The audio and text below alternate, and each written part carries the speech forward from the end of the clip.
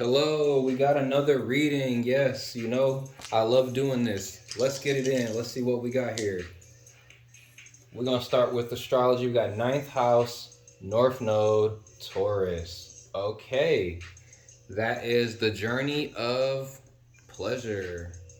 Pleasure in the sense of senses. So basically, like the nose, the tongue, the taste.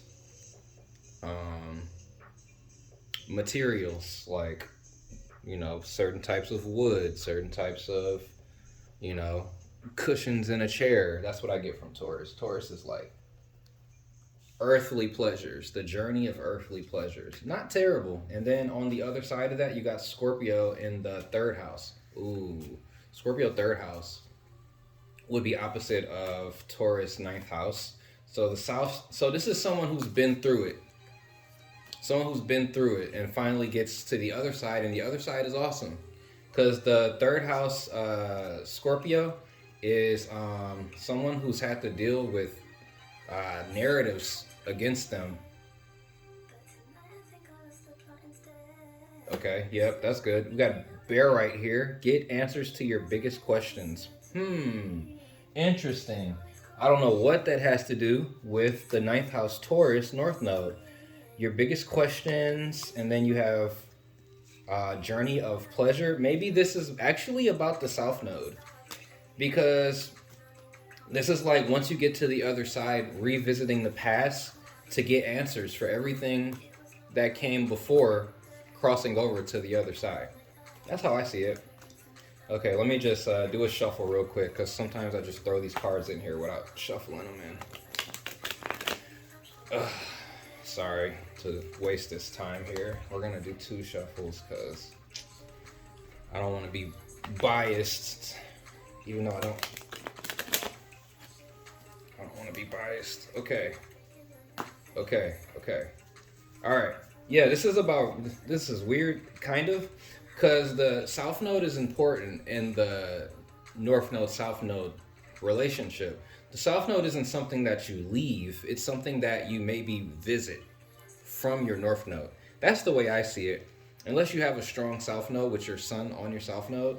Anyways, okay, we have some generosity here. We have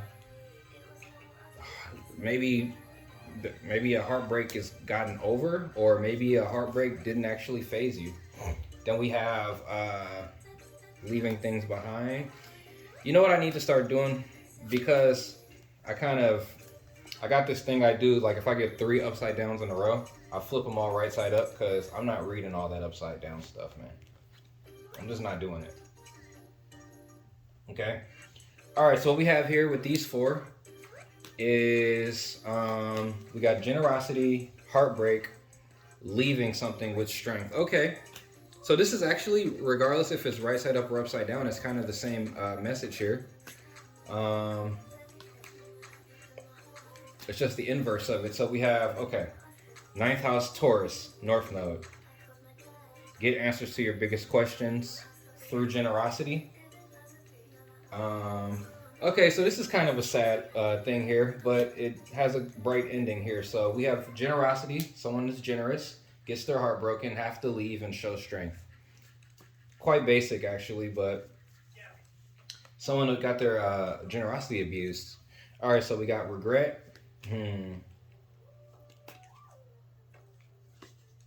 I guess showing strength over the regret. Showing strength while feeling the regret. It's almost like regretting the generosity. Okay, we do have cooperation here. Okay. Nothing better than cooperation. Death. Okay. Cooperative death. Okay, maybe this is a plan to, get somebody back. Or maybe some sort of cooperation ends the feeling of lack. Oh, a victory. That jumped out the deck. That jumped out. I wasn't even reaching for it. It just jumped out. Okay. Okay, so we're looking for answers to our biggest questions. Okay. Through a Taurus ninth house. Okay. Let's see what we got here. Ooh, I don't. That's like the worst card for me. That's like the worst card because I view myself as uh, Eight of Pentacles in the upright. Okay, we got three in a row again. Okay, that's much better. That's actually super great now. Now, okay, we actually got my two favorite cards back to back. The Eight of Pentacles with the Knight of Pentacles, because that's really the grind. Yeah, that's really the grind. Okay, let's see what we got next. Oh my goodness, it's lit. Whoa, okay, this just got super lit. Good grief. Bro, we got a double party. We got a party on top of a party. Is this a Diddy party? Look, check it out. Damn. We got a party better than Diddy's here. Okay, check it out. Okay, this middle row I don't understand. Okay, so we got generosity. Someone abused the generosity, had to leave and show strength. Okay. Then we got some sort of regret, cooperation, death, and celebration. Okay, so a death leads to celebration. Take that for whatever you want that to be as. Something ends. Okay, we have regret, cooperation, death, celebration. Regret, cooperation.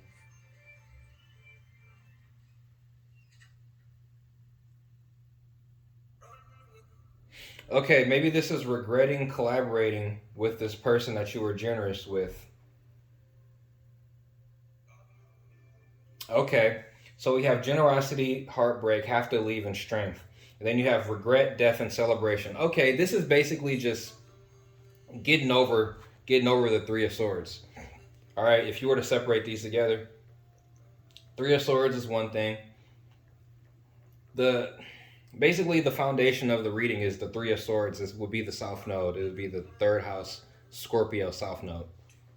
Get answers to your biggest questions. Okay. So this is about regretting cooperating with whoever we were too generous with, and showing strength and getting over it, and then being able to get public recognition for being able to get over it. Okay. And then from there, we're working hard towards our bigger goals using our sound judgment, which leads to a double celebration. Wow. What are the answers to the big questions here?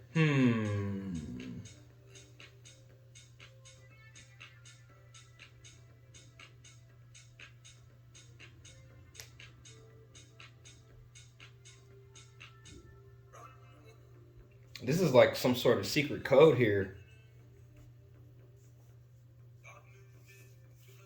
There is a secret code here. I'm trying to figure it out.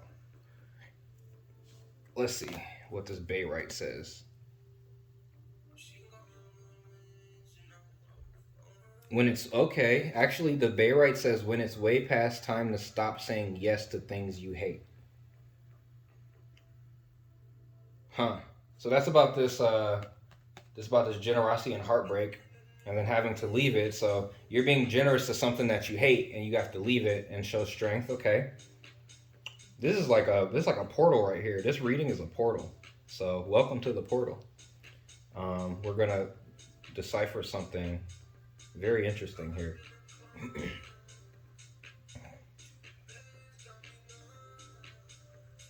Maybe it's a bunch of people who went through the same regret, deading that regret.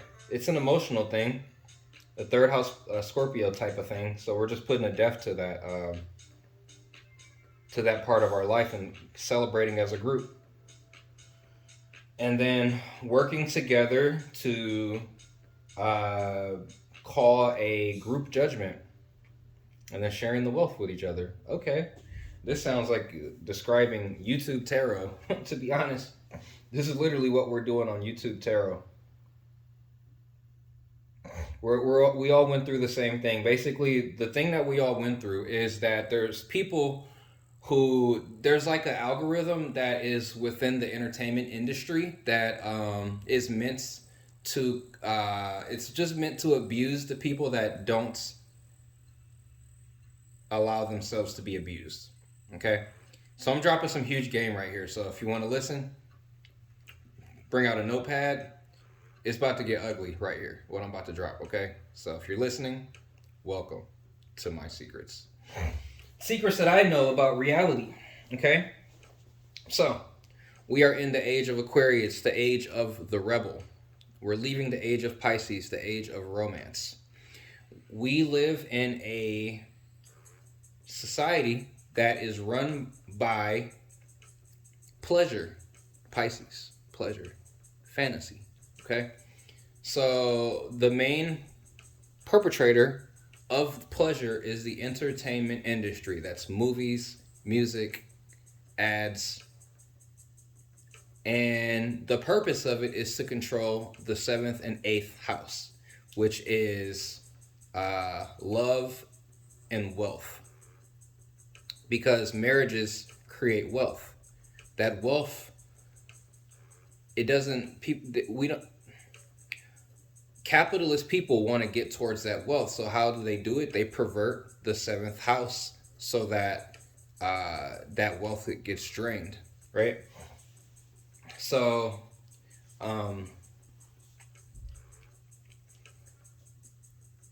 there's two types of people in the world. There are main characters, and then there are NPCs.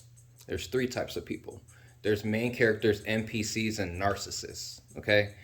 Now, it gets a little tricky because the narcissists actually just mirror the main characters. So they are like a false main character. And then the NPCs, those are just people that watch TV and just choose to identify with the evil side. All right, listen to music, just decide to identify with the karmic side of. There's people that watch entertainment and choose to identify with the karmic side. And then the divine aspect of the entertainment industry is generally the person that loses. The person that gets sold out and loses. The Ten of Swords, the person that gets the Ten of Swords. Right? So everybody's trying not to be the Ten of Swords person, but the Ten of Swords person is actually the main character. It's the person with a conscience that chooses to control themselves and not identify with the crowd. Okay? That is what I know about reality. So here's some answers to your biggest questions. If you wonder why you're always getting taken advantage of in relationships and you view yourself as someone who does things their own way, this is why. So it appears here that we are all in this collective. We're all the people who probably barely watch movies. And if we do watch movies, we choose the more the light side of the movies rather than trying to sneak around and, be the opposite side. But here's the secret of all this is that in reality, if you choose to be light, dark has to exist, right? That's the challenge. So you have to play the middle. And I don't mean you have to sit on the fence and play both sides. No, you have to learn about your shadow and learn what is being projected into other people. Because when people treat you a strange way, that is your own shadow being projected to you. Because it can exist. If it can't exist, it wants to exist. It wants to be in a body. Your shadow wants to exist, so it chooses to exist within other bodies around you. And that's who abuses you. If you are too far into the light side with no neutral, no dark, you're screwed. If you're gonna be in the light side, you at least have to have a strong neutral. Okay? If you have some dark, that makes you stronger, but you can get possessed by the dark if you go too dark. You want to have a lot of neutral, though. And the neutral actually represents the necessary evil part of life. There's a lot of necessary evil. There's a lot of things in life that are just evil, that are just, they have to be. For example, if you're being abused by a bunch of people and they're taking advantage of your generosity, okay? Unfortunately, the only way to get out of that situation is to be a cold-blooded person who does not care what happens to the people that are trying to abuse you. And you shouldn't care, because if they're living off of your energy and you're being abused for it, they should die. You should be okay with them dying if you pull your energy away, or for them to figure out how else they're going to do whatever they're doing. Okay? I believe that this reading here is about basically the collective tarot group versus the media and the soap opera industry. Basically, I can see that that is what this is.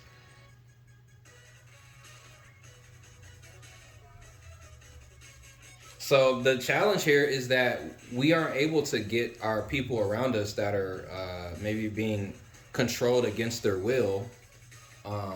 We can't really get them to